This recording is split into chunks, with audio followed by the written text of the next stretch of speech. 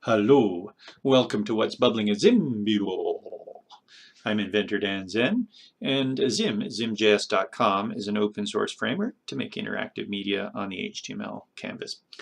In this bubbling, we're going to take a look at the new ZIM.Loader class, which allows you to load images to the canvas, and so you can manipulate them, etc. Let's take a look at some code. So here we have a ZIM template that's available at the ZIM zip or in the frame section.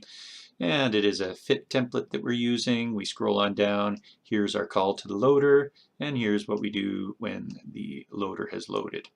And that's pretty well it. Okay, hey, let's see what this looks like. We'll open it up in a window. And there it is there. You can drag images onto here, or you can click and select an image or images. And there we have an image on the stage that we can drag around. Let's try that again. This time we'll pick multiple images. There we go, and open. And now we've got multiple images, or like I said, you can drag and drop multiple images, and we have multiple images on the stage. So here's the code. We make a new ZIM loader. We're passing in a configuration parameter, so the Zim Duo technique. It requires a frame parameter that we have to pass in a reference to the frame here. The reason for that is the loader is an HTML file input tag, an input tag that's type file, and that gets overlaid onto the canvas. And the frame may be scaled, so if you pass in the frame, we know what the scale is, and we can scale the HTML tag accordingly, and so forth. Okay, so there's a label for it. You don't need the \n or the new line in there if you don't want. We're giving it a width and a height and a corner. Here's what it would look like by default if we, that is what it would look like. I'll comment those out. So we save that and view it in a browser. Let's take a look. This is by default. It just looks like upload pic. It works the same way.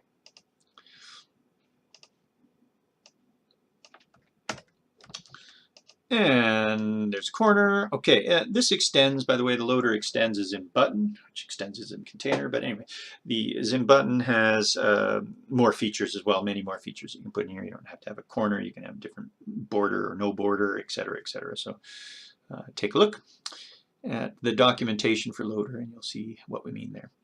Once the loader has loaded, there's a loaded event. You can collect the event object here. So we're looping through e.bitmaps. So in the event object, you get e.bitmaps. That's an array of all the bitmaps that were loaded. You also get e.bitmap. And that's the first one that gets loaded, and e.last bitmap, like so. That's the last bitmap that was loaded. Okay, depending on what you want to use there, or you can get them from the array. So we're using ZIM Loop to loop through the array of bitmaps that are returned. Each time we get a bitmap, we take that bitmap and we center reg it on the stage and go ahead and drag it. Of course, you can put it randomly on the stage or center it on the stage. The reg is handy if you're going to spin those things or rotate them. You may want a registration in the middle. The ZIM loop, by the way, you may not have seen this. It's just a for loop that's, in my mind, better formatted. Formatted. Otherwise, we're doing var I is equal to 0 to I is less than e.bitmaps.length I plus plus squiggly brackets, and then we would say the same thing that's inside here. Except we would have to go bitmaps at I, like so. So just by glancing at these two things, the ZIM loop is shorter. And it's not really the shortness that's helpful. It's helpful. It's really, this is kind of gnarly looking, isn't it, if you really think about it. So we're just looping through everything in the array, and each time we have a function that gains access to the current element of the array, like so, as well as other things. There's lots of features to this. That would be the index number if you wanted.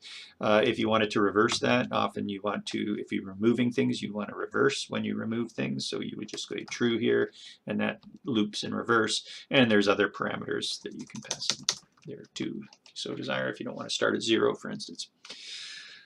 It also loops through containers. So I like ZIM Loop. I've been using it now for the last couple of months. I would suggest you take a look at it. You may never go back. All right, so once we've looped through and added the things to the stage, we can set each one to drag, and then we're removing the loader from the stage. We don't have to. We can continue loading with it, etc., and updating the stage. Now, that's pretty cool, huh? So that's, I guess, the loader. Nice. This has been a What's Bubbling at Zim. ZIMjs.com. I'm inventor Dan Zen. Have a great day. Come on in and try Zim if you haven't, if you're just watching these things.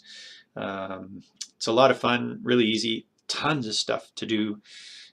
Good general purpose interactive media making environment. Yay! Okay, ciao. Have a great day.